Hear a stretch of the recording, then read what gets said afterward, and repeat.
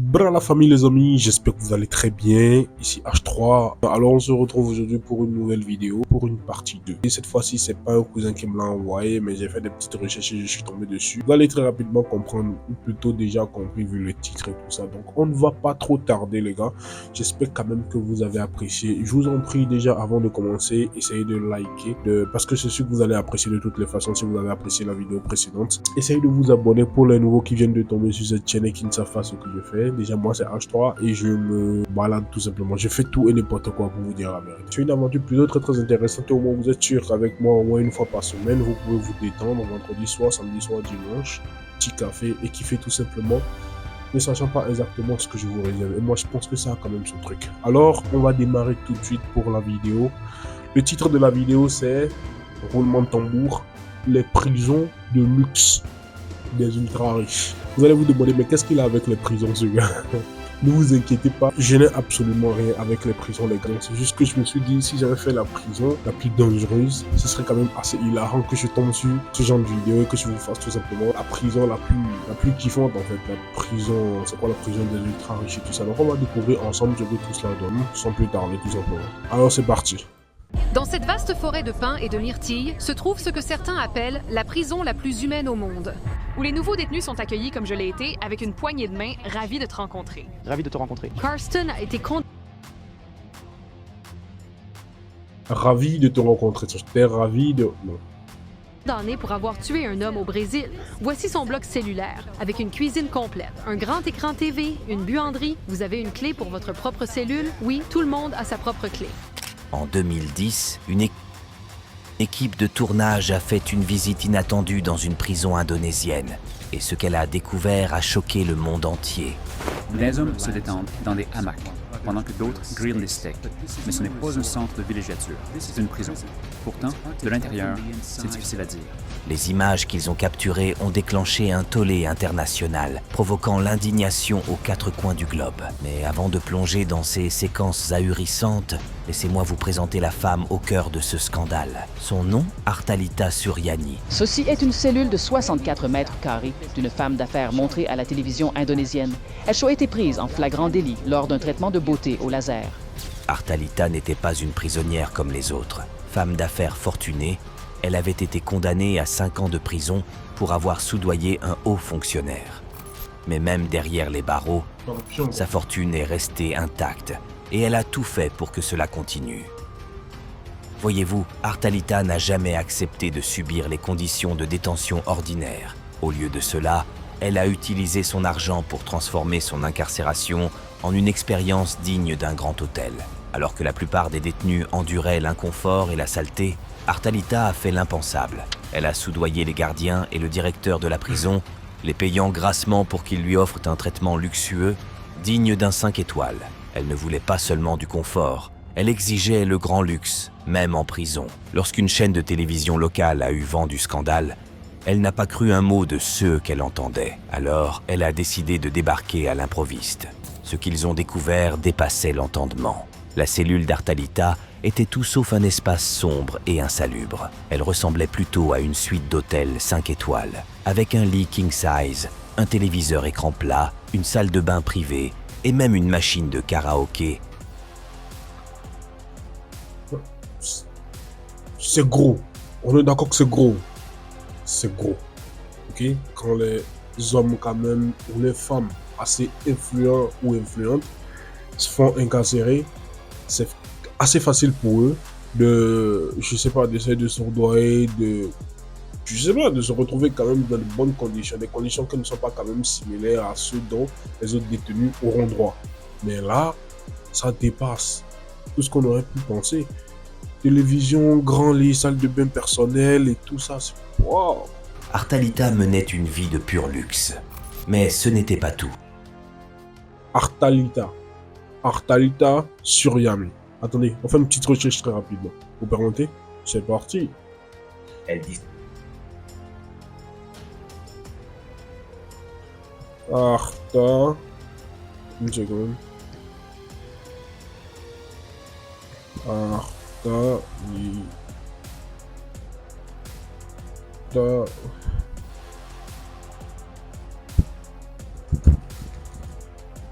Arta... C'est Artalita Y ou quoi? Lita Siam. Artalita Siam. Wow. Artalita Sinani. C'est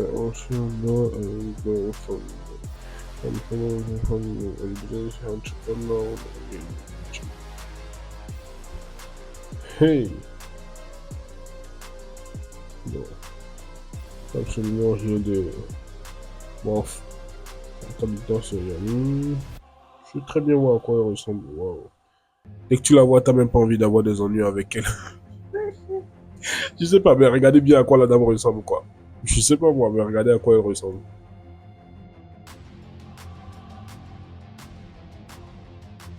Est-ce que t'as envie d'avoir... On dirait une baronne de la drogue. Je sais pas. T'as pas envie d'avoir des problèmes avec elle, quoi. Clairement. Wow.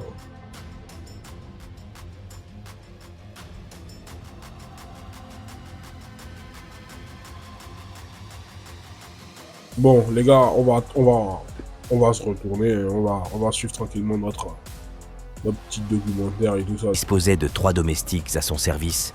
Elle pouvait recevoir des visiteurs sans aucune restriction et, pour couronner le tout, des coiffeurs et esthéticiennes lui livraient des soins de beauté directement en cellule. Les Indonésiens ont été scandalisés en découvrant ces images, révélant qu'Artalita profitait d'un train de vie extravagant aux frais des contribuables. Mais que diriez-vous si je vous disais qu'il existe des prisons spécialement conçues pour offrir aux ultra-riches un véritable paradis derrière les barreaux? Alors, sans plus attendre, plongeons dans l'univers des prisons les plus luxueuses que l'on puisse imaginer. Numéro 10, la cathédrale en Colombie. Ça s'appelle la cathédrale en Colombie. Ok. Les années 1980, Pablo Escobar n'était pas seulement le baron de la drogue. Ok. Directement les gros poissons, Pablo Escobar. Ça, je sais pas, mais je pense que tout le monde a déjà entendu parler de lui, son histoire, et savait que même depuis qu'il était... parce qu'il a déjà eu à être incarcéré et tout, c'est que même depuis sa prison, il gérait ses affaires et tout ce qui va avec. Donc, je pense que ça n'étonne pas grand nombre de personnes. Le plus puissant du monde. Il était aussi le plus riche, avec une fortune qui semblait infinie. Mais avec tout ce pouvoir et cet argent venait aussi une cible immense sur son dos. Ouais. Le gouvernement des États-Unis et de la Colombie. C'était même, si je me trompe pas, bien pour lui de se faire incarcérer, de se faire enfermer, parce que ça lui permettait quand même d'être sous protection d'une façon donnée. Le gars, il en avait à l'intérieur. Hein. Il était sous protection et pouvait gérer toutes ces différentes activités depuis la prison. Je sais pas, mais c'est un truc de fou. C'est un truc... Lui... était à ses trousses, bien déterminé à l'éliminer. Après des années à fuir, Escobar s'est lassé de cette cavale. Il a exigé de négocier les conditions de sa reddition et il n'était pas question pour lui de se contenter d'une prison ordinaire. Ce qu'il voulait, c'était une prison luxueuse, construite spécialement pour lui, garantissant à la fois son confort et sa sécurité. Ainsi, le gouvernement colombien, craignant qu'Escobar ne s'échappe une fois de plus, a fini par céder à ses exigences. En 1991, la prison de la cathédrale a vu le jour. Mais ce n'était pas une prison comme les autres, c'était un véritable manoir caché dans les montagnes de Medellín. Escobar avait conçu la cathédrale comme un lieu de luxe, et non comme un lieu de punition. Attendez une seconde. On va taper prison de Pablo Escobar. Prison de luxe.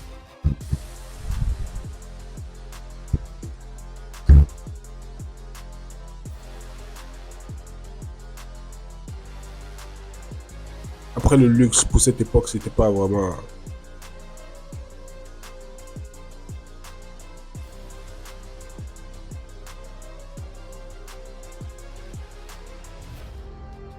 C'est ça? Est-ce que c'est ça? Je sais pas. Franchement, j'en ai aucune idée. Je sais pas si c'est ça, mais franchement, si c'est ce que je suis en train de voir là. Écoutez, on va pas perdre trop de temps. Hein. D'ailleurs, l'endroit était surnommé Club Medellín ou Hôtel Escobar en raison de ses installations extravagantes. Il ne s'agissait pas de sécurité maximale, mais bien de confort maximal. Regardez ce clip qui dévoile l'intérieur spectaculaire de la cathédrale. À l'intérieur, Escobar avait absolument tout ce dont il pouvait rêver. Une cuisine entièrement équipée, une salle de bain privée, une salle de sport personnelle, une discothèque, un terrain de football, un bar et même une cascade. Sa chambre personnelle était équipée d'un lit rond, sa salle de bain en venir à l'intérieur. Mais la vie extravagante qu'il avait assassiné 4 de ses hommes de confiance à l'intérieur même de la prison. Le gouvernement colombien, furieux, a décidé qu'il était temps de le transférer dans une prison ordinaire. Cependant, Escobar avait d'autres plans. Avant qu'il ne puisse l'emmener, il s'est évadé par un passage secret dissimulé dans la forêt. Aujourd'hui, la cathédrale n'est plus une prison. Elle a été confiée à un groupe de moines qui l'ont transformée en monastère. Pour beaucoup, la cathédrale... Oh.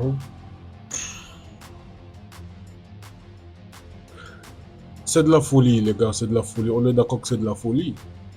Ce qui était autrefois la prison de Pablo Escobar, aujourd'hui transformée en un monastère, géré par des moines. Je sais pas, ça n'a aucun sens. Moi, Après, bon, qu'est-ce que je voulais qu'on en fasse de toutes les façons? Si c'est finalement légué aux moines pour qu'ils puissent, je sais pas moi, méditer, tout ce qu'on veut. Après, méditer... je fume pas, hein, les gars. C'est juste que c'est ce que j'ai vu, je suis en train de répéter. Méditer.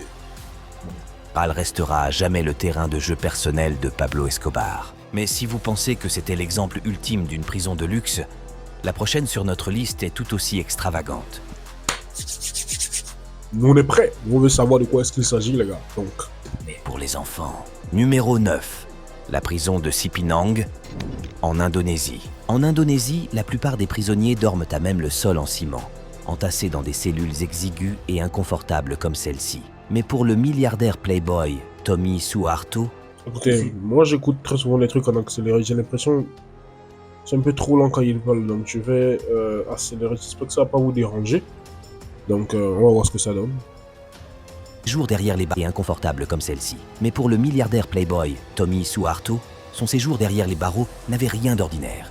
C'était plutôt des vacances. Alors que la majorité des détenus vivaient dans des conditions misérables, Tommy, lui, évoluait dans un véritable paradis carcéral. Il résidait dans une cellule privée et climatisée, équipée d'un téléviseur et offrant une vue paisible sur un jardin. Pour comprendre pourquoi Tommy Suharto a été traité comme un roi en prison, faisons un petit retour en arrière. D'abord, Tommy est le plus jeune fils d'un ancien dictateur indonésien, un homme qui a dirigé le pays pendant 32 ans tout en détournant des milliards de fonds publics. Dès son plus jeune âge, Tommy a grandi dans l'opulence et l'impunité. Ensuite, il a été condamné à 15 ans de prison pour avoir orchestré l'assassinat d'un juge de la Cour suprême à l'aide de 2 tueurs à gages. Malgré l'immense fortune et l'influence de sa famille, son père avait perdu le pouvoir au moment où Tommy a commis son crime. Et aucun pot de vin ne pouvait l'empêcher d'aller en prison. Pourtant, même derrière les barreaux, Tommy menait la grande vie.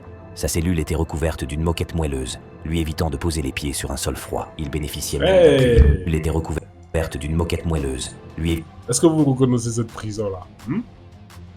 Pour ceux qui ont déjà suivi ma précédente vidéo, que je vais peut-être mettre là ou là, je sais pas trop, ou en tout cas le lien peut-être dans la vidéo.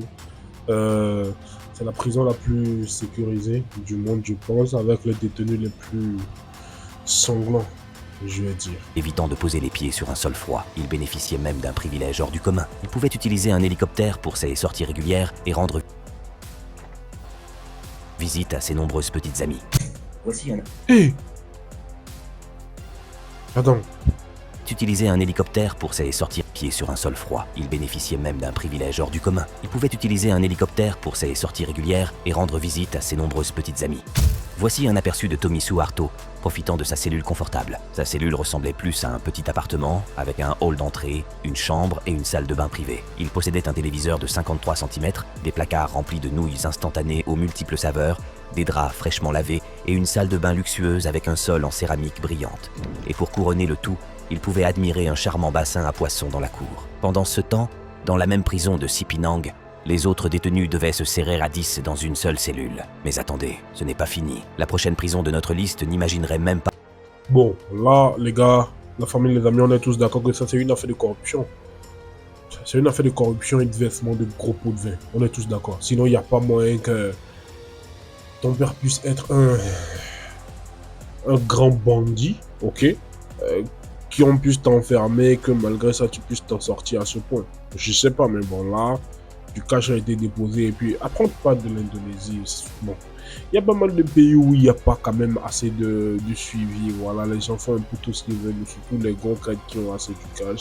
C'est des gars quand même qui sont capables de, je sais pas, de gérer des trucs quand même assez incroyables, quoi. Pour dire qu'ils ne sont pas forcément présidents ou je sais pas trop quoi dans le pays et tout, mais c'est quand même eux qui dirigent le pays d'une façon ou d'une autre.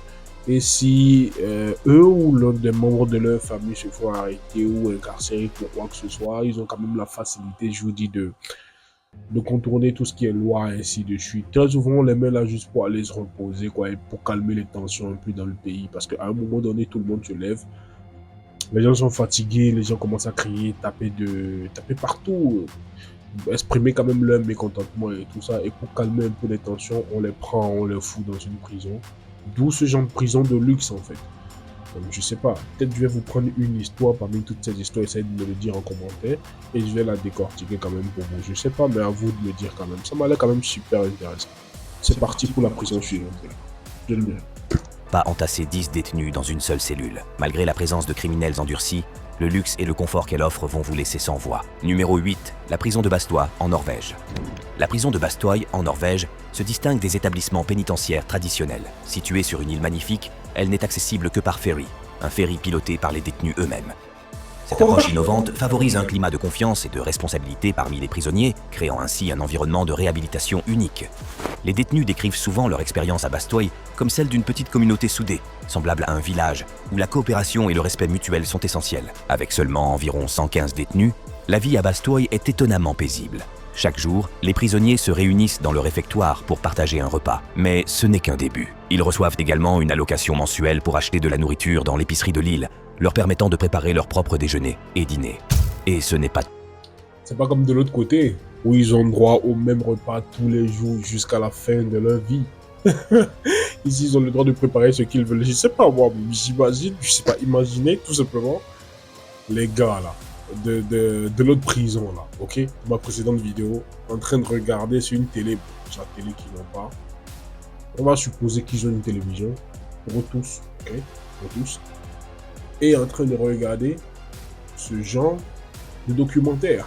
Je sais pas ce qu'ils seraient en train de penser, en fait, ce qui serait en train de tourner dans leur tête, mais c'est dingue, les gars. Tout. Ils sont rémunérés environ 6 livres par jour pour le travail qu'ils accomplissent. Ils sont même rémunérés, ils bossent, ils sont rémunérés, ils ont du cash, ils sont du gel dans ces lieux. Ce qui leur procure un sentiment d'utilité et d'indépendance. Pendant leur temps libre, ils pêchent et peuvent même se baigner sur la plage durant les mois d'été. Mais ne vous méprenez pas, Bastoy n'est pas un simple lieu de détente. Des règles strictes y sont appliquées. La prison repose sur 3 principes d'or. Pas de violence, pas d'alcool et pas de drogue. C'est une prison luxueuse, mais tous les détenus ne sont pas fortunés. Si de nombreux criminels millionnaires rêvent d'y être envoyés, le gouvernement veille à ce que cette opportunité soit accessible à tous ceux qui remplissent les critères, quel que soit leur statut financier. Cependant, toutes les prisons de luxe ne fonctionnent pas de la même manière. La prochaine sur notre liste ne cherche absolument pas à être équitable. Au contraire, elle a été conçue pour offrir une expérience exclusive et haut de gamme à un détenu très particulier, le fils d'un milliardaire, tandis que les autres prisonniers croupissent dans des cellules insalubres et surpeuplées. Regardons de plus près cet exemple choquant d'un système carcéral entièrement dédié à l'élite. Numéro 7. La prison de San Antonio au Venezuela. Dans la plupart des prisons, ce sont les gardiens qui font la loi. Mais à la prison de San Antonio, sur l'île Margarita, au Venezuela, c'était une toute autre histoire. Ici, ce n'étaient pas les autorités, mais bien les détenus qui tenaient les rênes. Et à leur tête, on trouvait Teofilo Rodriguez, un puissant baron de la drogue plus connu sous le nom de El Conejo, ce qui signifie le lapin. Sous son règne, San Antonio est passé d'un établissement de haute sécurité à ceux qui ne pouvaient être décrits que comme un véritable paradis pour criminels. À l'intérieur, les prisonniers vivaient dans un luxe inimaginable. Au lieu de cellules froides et de conditions rudes, San Antonio abritait une discothèque entièrement équipée, une piscine et même un restaurant haut de gamme, le tout derrière les murs de la prison. Et ce n'était pas réservé aux seuls détenus. Des invités y étaient régulièrement conviés pour faire la fête, dîner et même nager aux côtés de criminels condamnés. À un moment donné, la prison a même célébré l'inauguration officielle d'un club nautique avec un DJ en direct, des danseuses professionnelles et une salle de fête climatisée. C'est trop là, c'est trop. C'est trop. On est d'accord que c'est trop. Je crois que, en réalité, je crois que c'est ce genre de vidéo là, ok, certaines personnes ont vu et se sont dit franchement, Je préfère faire des bêtises à l'extérieur pour qu'on m'enferme dans ce genre de prison. Mais les gars, c'est trop. Non mais regardez même comment c'est. C'est une prison ça ou c'est une boîte de nuit? Non mais regardez. On a des boîtes de nuit ici qui ne sont même pas aussi luxueuses. Regardez. Abat-jour, petite moquette, avec des cellules en haut et tout ça. Non mais regardez vous-même. Abat-jour par là, petite moquette là, lustre, je sais pas moi, belle table, beau fauteuil avec des coussins même et tout. Et juste en face, les cellules. Les cellules. Waouh. Mais personne ne menait une vie plus extravagante qu'El Conejo lui-même. 6 appartements personnels étaient aménagés avec un lit queen size, un téléviseur plasma et un salon privé. Il allait même jusqu'à garder 2 caniches dans sa cellule pour lui tenir compagnie. Mais son véritable pouvoir allait bien au-delà des murs de la prison. Selon plusieurs rapports, il pouvait sortir de l'établissement quand bon lui semblait et continuer à diriger son empire de la drogue comme si sa peine de prison n'existait tout simplement pas. Cette situation scandaleuse était un secret de polichinelle au Venezuela. Dans un geste qui a choqué le monde entier, la ministre des prisons du pays s'est même affichée dans un selfie souriant aux côtés d'El Conejo, reconnaissant ainsi ouvertement son pouvoir incontesté. Le gouvernement prétendait parfois vouloir sévir, mais en réalité, les privilèges luxueux de San Antonio continuaient de prospérer, tout comme ceux d'autres prisons dirigées par l'élite, telles que Tocoron, qui abritait carrément une aire de jeu, une arène de combat de coqs et même sa propre banque. Le règne luxueux de San Antonio a finalement pris fin dans la violence en 2016, lorsque El Conejo a été assassiné. Des vidéos montrant des détenus tirant des rafales de fusils automatiques en l'air en son honneur ont inondé Internet, choquant le monde entier et révélant l'étendue du pouvoir détenu par ces prisonniers. Malgré son statut prétendument hautement sécurisé, la prison de San Antonio était devenue l'un des exemples les plus extrêmes d'un système judiciaire totalement dominé par la richesse, la corruption et le crime. Mais si vous pensiez que c'était le summum du luxe en prison, attendez un peu. La prochaine prison de notre liste ne s'est pas contentée de brouiller la frontière entre punition et privilège. Elle l'a tout simplement effacée. Numéro 6. La prison de New Bilibid, aux Philippines. À première vue, la prison de New Bilibid, aux Philippines, ressemble à un centre de haute sécurité classique. Mais entrez dans son quartier VIP et vous découvrirez un monde qui défie toutes les attentes de la vie carcérale. Ici, les ultra-riches vivaient dans un luxe indécent, transformant leur peine en une expérience plus proche d'un séjour dans un hôtel 5 étoiles que d'une véritable sanction. Lors d'une descente spectaculaire en 2014, les autorités ont découvert des villas privées climatisées, appelées localement Cubol, construites exclusivement de sport, et collections de montres de luxe avec des marques comme Rolex, Cartier et Patek Philippe. L'un des détenus les plus célèbres, Herbert Colanco, un baron de la drogue condamné, est allé encore plus loin. Non seulement il bénéficiait d'un traitement VIP, mais il avait aussi fait construire son propre studio d'enregistrement à l'intérieur de la prison où il a produit un album à succès et remporté des prix de l'industrie musicale, le tout en purgeant sa peine.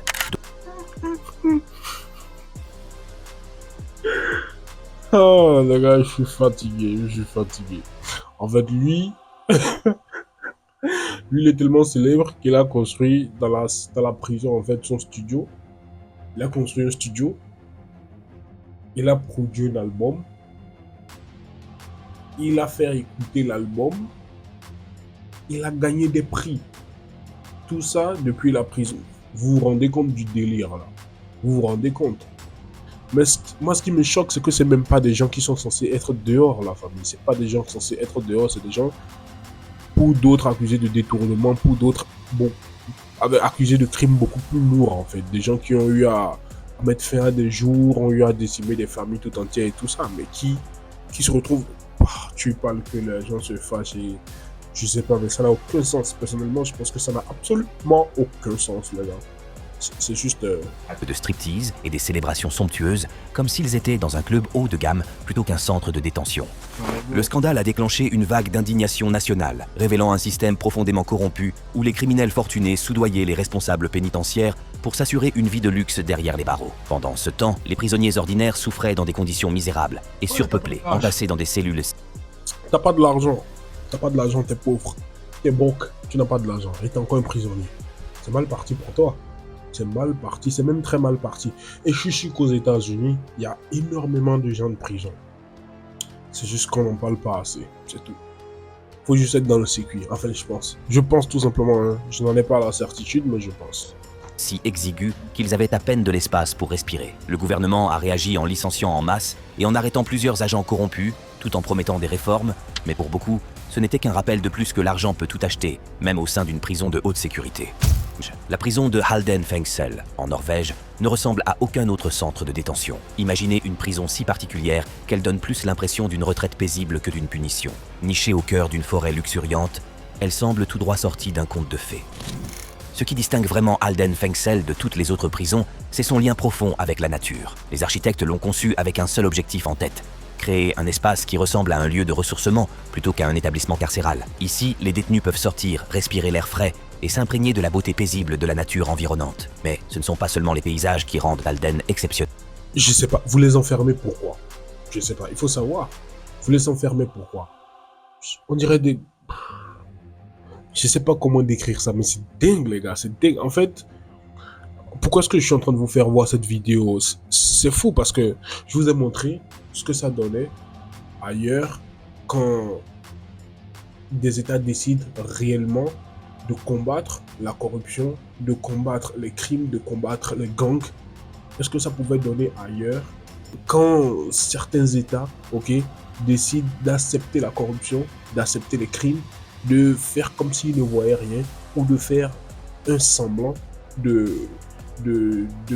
correction, tout simplement, en mettant en place des prisons, en arrêtant les gens, ainsi de suite, alors que derrière, ils savent très bien que ils ne vont pas corriger les gens ne seront pas réellement fermés, ils ne seront pas vraiment en prison, mais s'ils ont les sous, ils seront tout simplement bien traités, ils vont bien manger, auront tout bien, quoi, je sais pas, seront quand même dans le luxe et dans l'opulence, encore même mieux que ce qu'ils pouvaient être.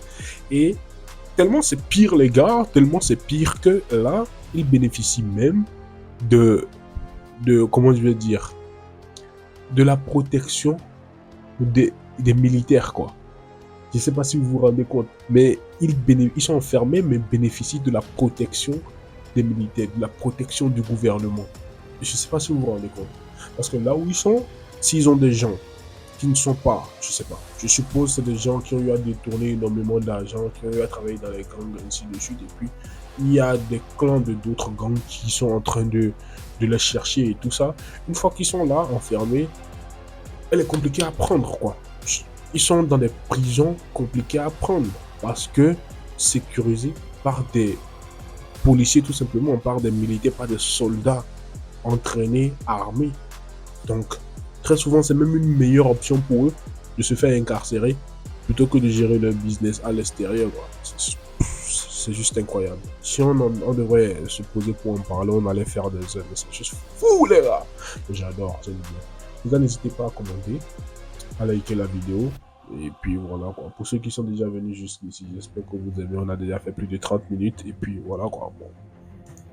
Le gouvernement norvégien n'a reculé devant aucune dépense pour donner vie à cette vision, investissant la somme vertigineuse de 15 millions de dollars et consacrant 10 ans à sa construction. Chaque détail a été soigneusement pensé, comme si l'objectif était de bâtir une station de vacances luxueuse plutôt qu'une prison.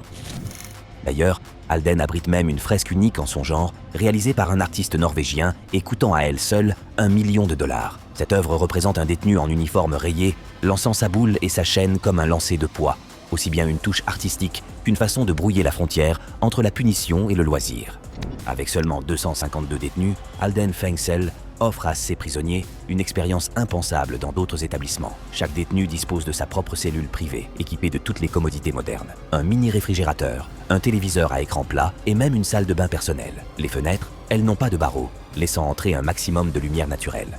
Mais le plus surprenant, c'est que les gardiens de Halden ne portent pas d'armes et jouent même à des jeux avec les détenus. Imaginez une prison où les gardiens sont plus des coéquipiers que des figures d'autorité. L'équipe pénitentiaire est également unique sur un autre point.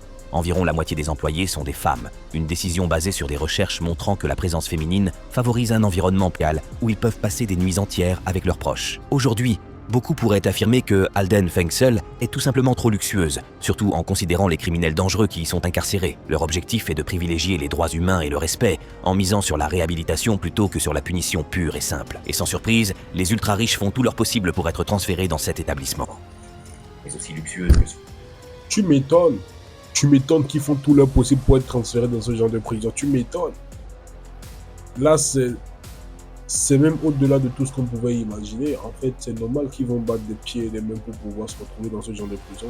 Soit Halden criminel à utiliser à Bogota, en Colombie. Juan Carlos Martinez occupait autrefois un poste prestigieux en tant que sénateur colombien. Avec sa fortune et son influence, il semblait intouchable. Mais en 2009, tout s'est écroulé lorsqu'il a été condamné pour trafic de drogue et pour ses liens avec des groupes rebelles en Colombie.